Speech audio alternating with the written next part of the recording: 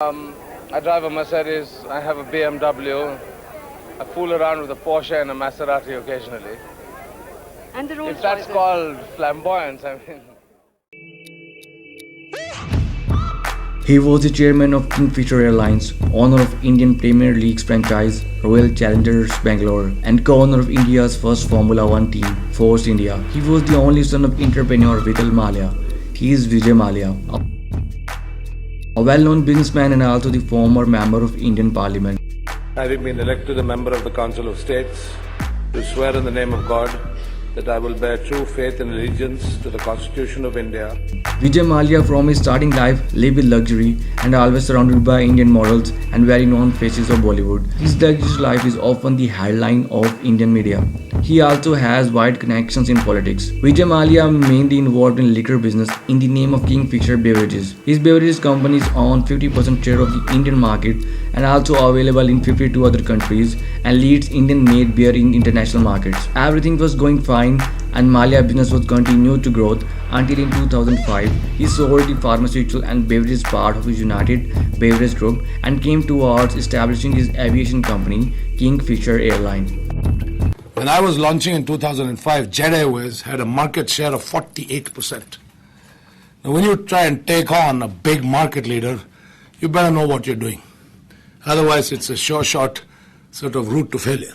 The airline proves a nightmare for Mallya.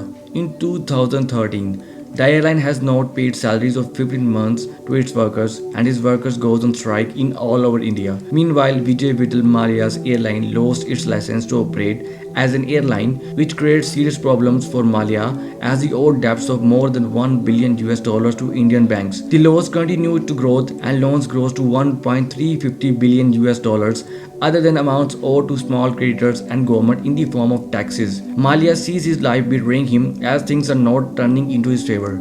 He was further accused of money laundering, misappropriation of assets, and accused by court as willful defaulter. As things were not in his favor, so capturing an opportunity to escape, he left India and moved to London. On 13 March 2016, Hyderabad court issued a non-bailable arrest warrant against Vijay Vital Mallya, but at that time he was successful in escaping the country. There were allegations on him that he looted more than 9,000 crores of Indian banks. Mallya in 2020 offered the consortium of Indian bankers a settlement of package 139.60 billion Indian rupees against the principal amount of 90 billion Indian rupees, but bankers refused to take that amount as a final settlement and continued litigations against him in UK court under the supervision of State Bank of India.